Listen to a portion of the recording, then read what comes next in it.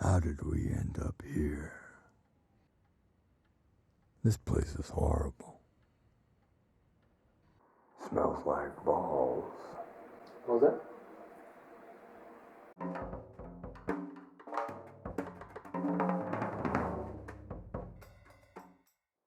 I want to know why you have to be such a rebel and go against the grain with a movie that should be beloved by everyone. Should be like, see, here's the problem. It should be beloved by everyone. Like that's the mindset behind this, is that like everyone has to love it. Like everyone has to be on board with it. And it's not true. And it's one of those movies that where if you're not on board, then you're kind of guilt tripped and you're like ostracized because you don't get it. You're not smart enough. And it's one of those movies, and I'm sorry, I'm not on board with it. Are you saying you didn't get it?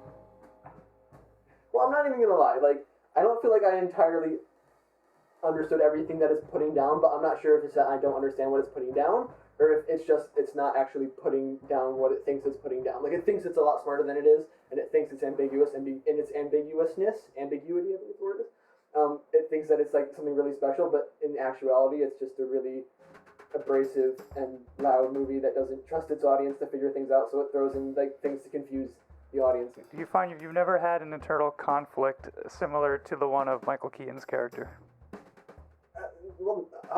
No, I haven't, and like, there's nothing wrong with his internal conflict in the movie.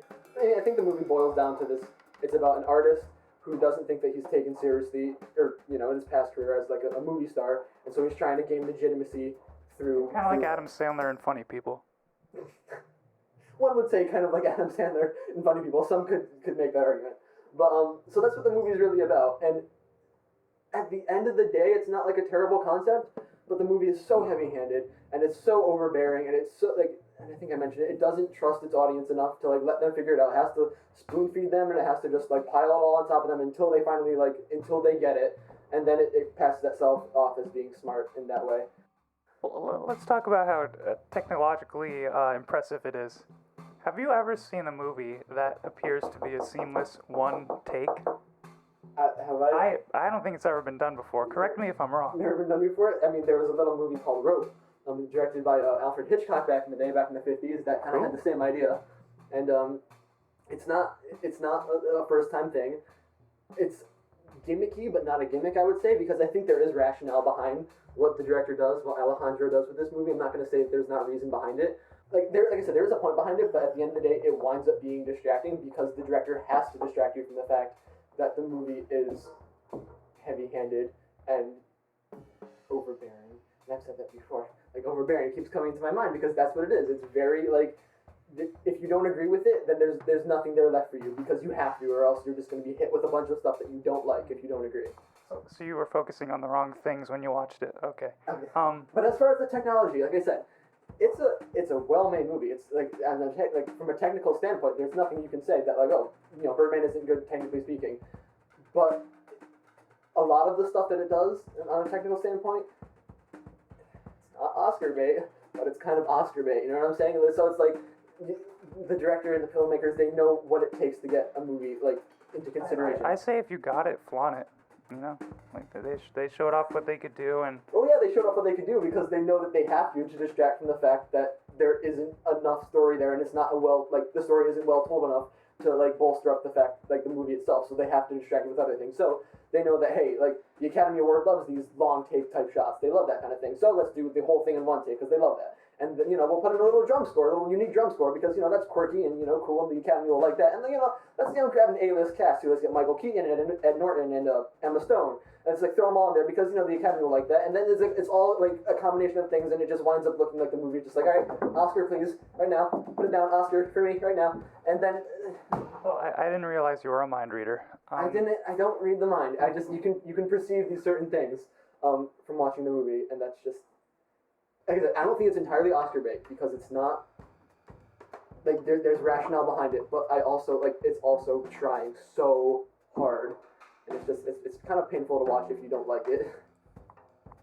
Like I said, the technical aspects are good, but they're all, I feel like, while not without reason, they're all put together to kind of get the movie into contention and to make people respect it for a piece of art.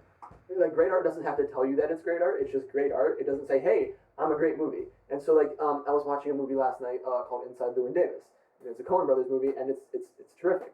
And I feel like with the Coen Brothers in general is that they just present the movie to you. They don't tell you that it's great. They don't try to make you feel any certain way. They're just like, this is the story we want to tell. These are the conclusions we want you, or that we're presenting to you that you could reach. You're not going to reach them on the first viewing, but if you want to, you could always rewatch and dig deeper. But they're never going to tell you that they're great, and they're just like, here it is, take it or leave it, enjoy it if you want. Because you want room for interpretation and imagination. Yeah, you want that room for like a little space to breathe in the movie.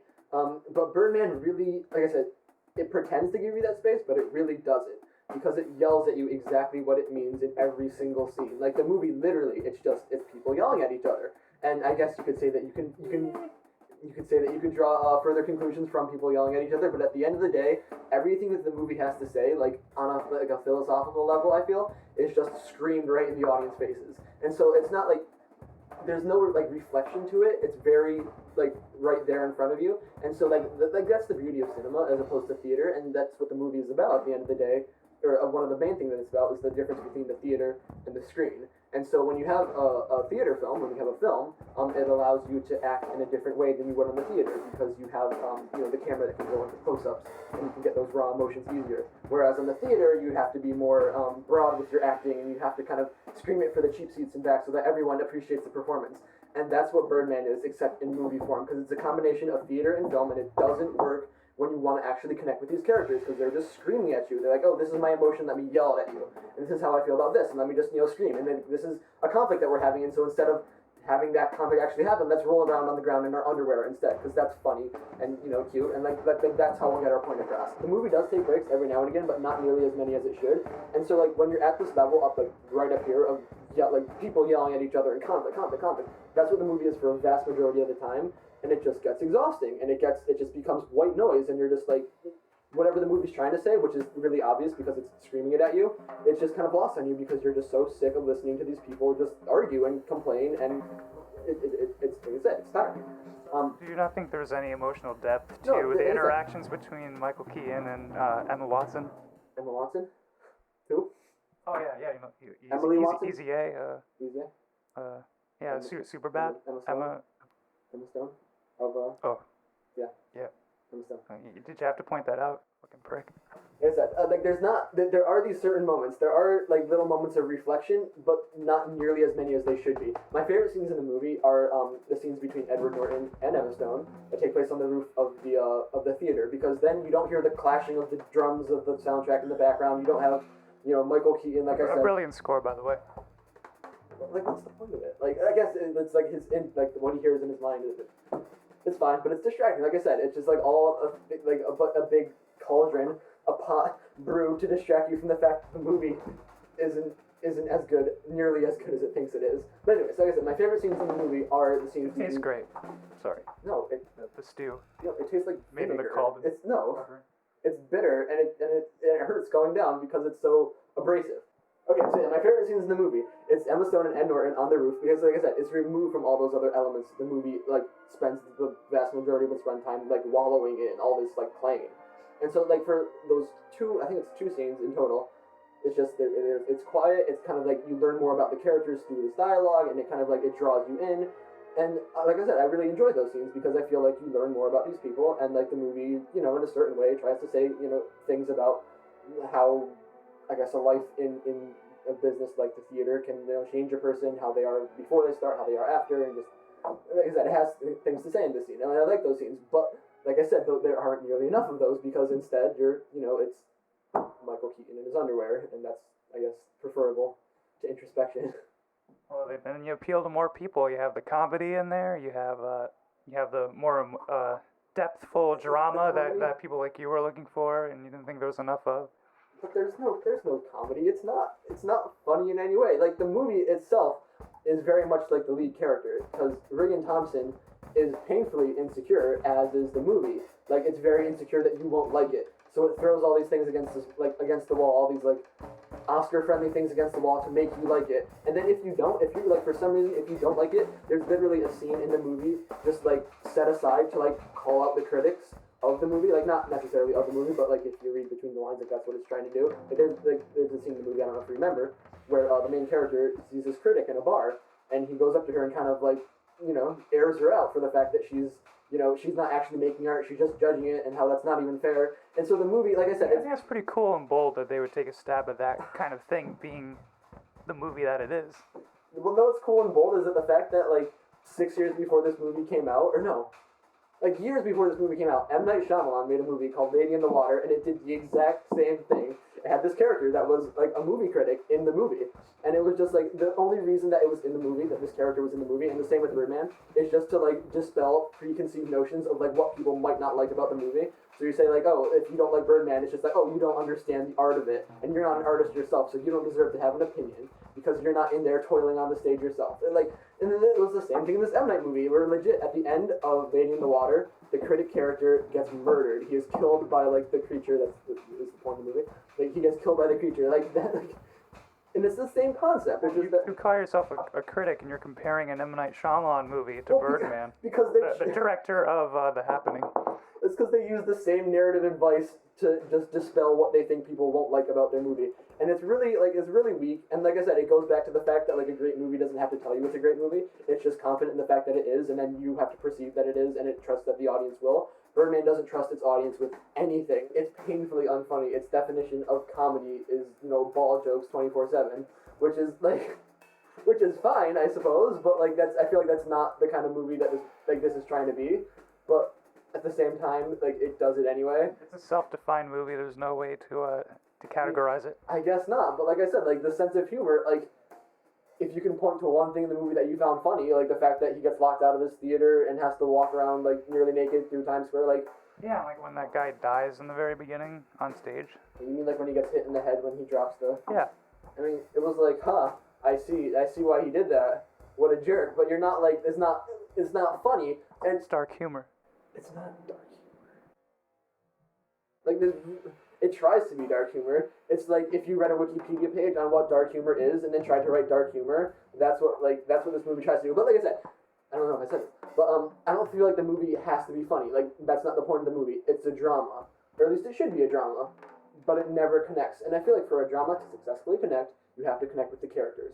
And as we were saying before at the beginning of this, it's very difficult to connect with a very pretentious actor who's trying to legitimize himself in the art world, because that's a very narrow group of people. Not very narrow if you want to talk about artists in general, but at the end of the day, I don't know how many people out there couldn't connect on a personal level with Regan Thompson, or with the character that Edward Norton plays, or with the Emma Stone character. Like, I'm sure they're out there, but like I really don't see how you could really make a connection. And because you don't have that connection, then the drama falls flat. And it's not just that you don't have the connection, it's that, like I said before, it's not as introspective as it should be. It would rather yell at you.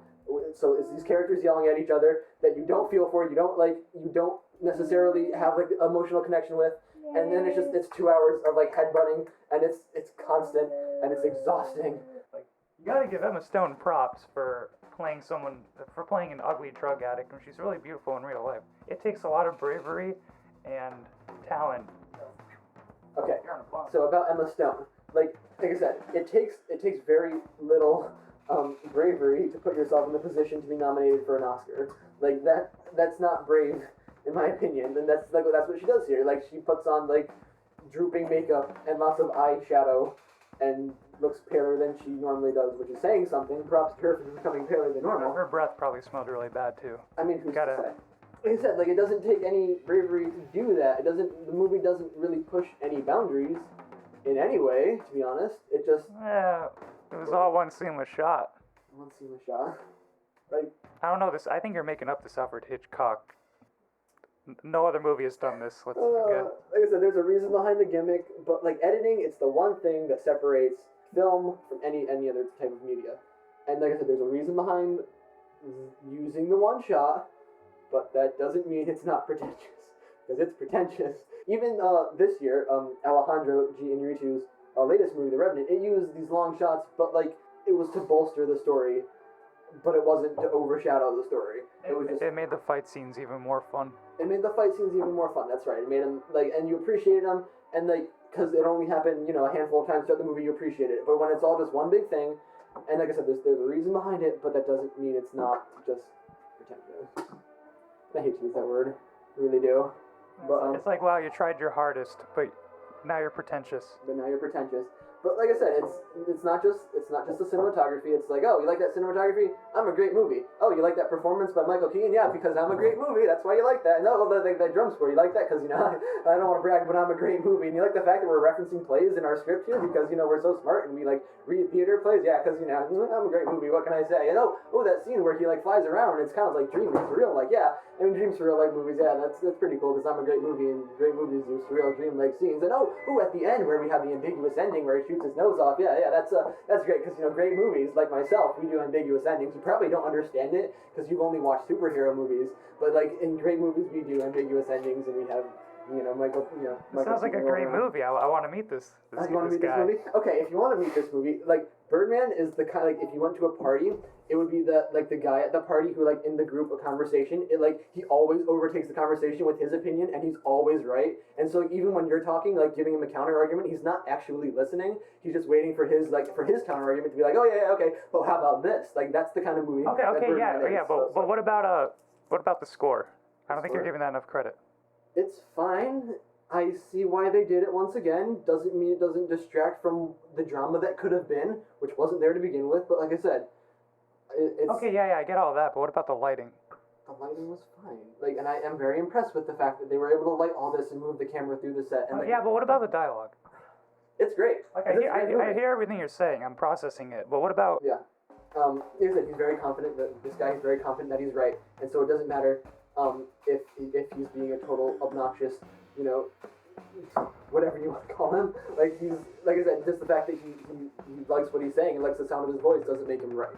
And this movie loves the sound of his voice, but it doesn't make it right. And like you're the guy in the crowd who is like, this guy isn't all that, but everyone else is like, no, that's Bueller, that's Ferris Bueller. Everyone loves him. That's exactly what this movie is. But you're like, I don't like that leopard vest. I'm not digging it. Exactly. That's exactly what this movie's like. I think I'm starting to get what you're saying. A little bit. So like. No, not really. I feel the majority of people that think this movie's so great, they're the same people that'll still go out and watch your summer blockbusters and watch your superhero movies, even though the movie is diametrically opposed to all that. Like they're the same people, but then like, oh yeah, great camera work, I loved it, yeah, cool movie, yeah, great performances. Like they don't see the deeper picture of what the movie's trying to do. Like I said, like there are people who do, and like people who, just like the director of the movie, hate superheroes and blockbusters just as much as one could hate anything. But I feel like a lot of people also just think, oh yeah, great camera work. Kind of like how you hate movies that everyone else loves. I can hate movies that everyone else. I have no problem hating movies that everyone else loves. But like the movie, like, and of all things to get mad about, like I know like the superhero genre. It's a really low hanging fruit. It's really easy to get mad about that because there's a lot of them.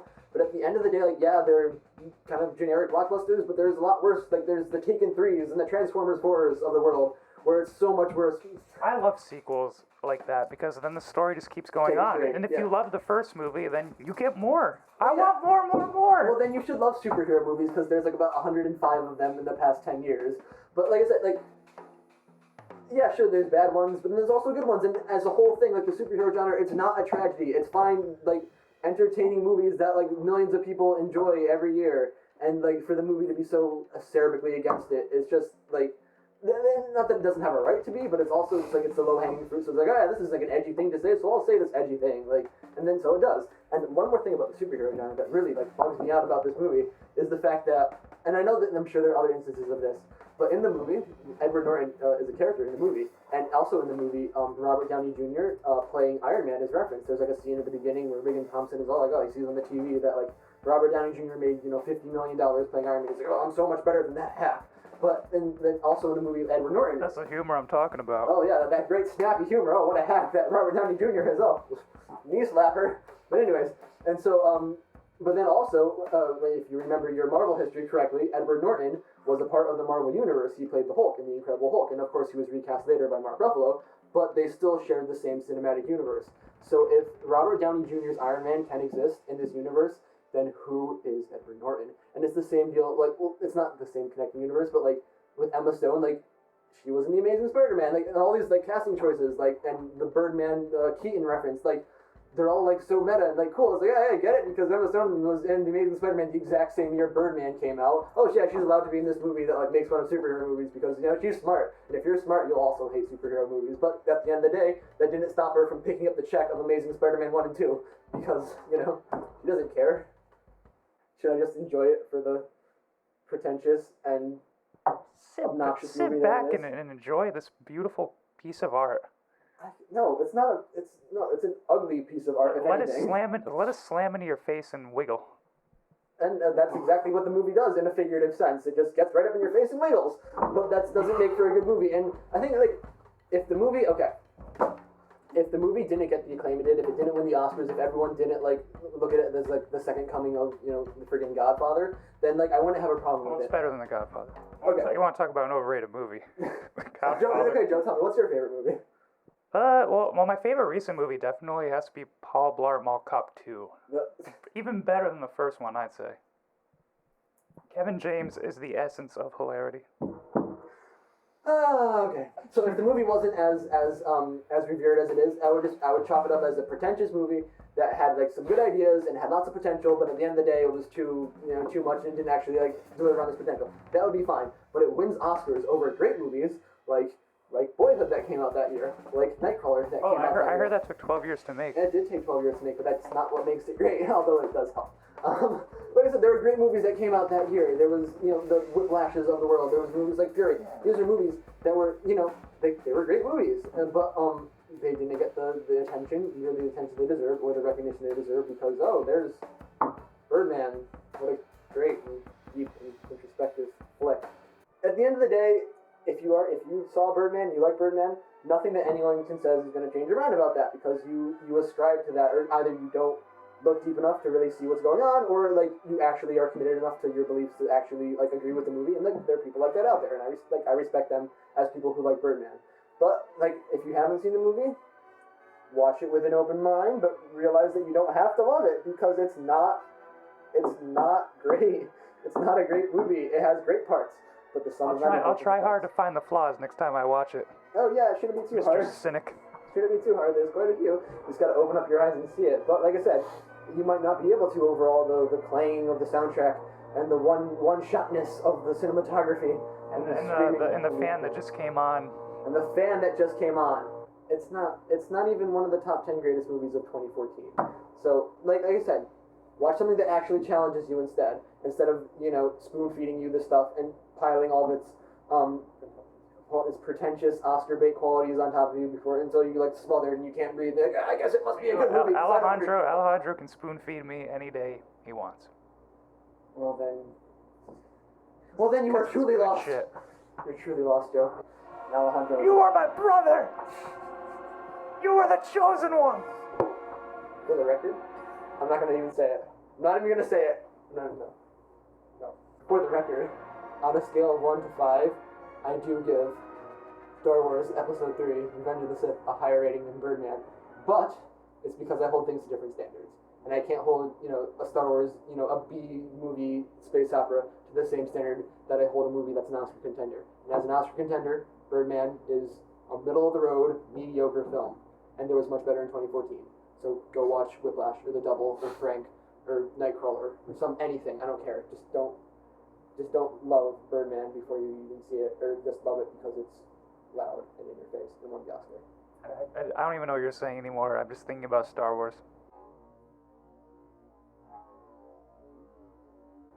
So I guess we can conclude this episode by saying you're a pretentious hater.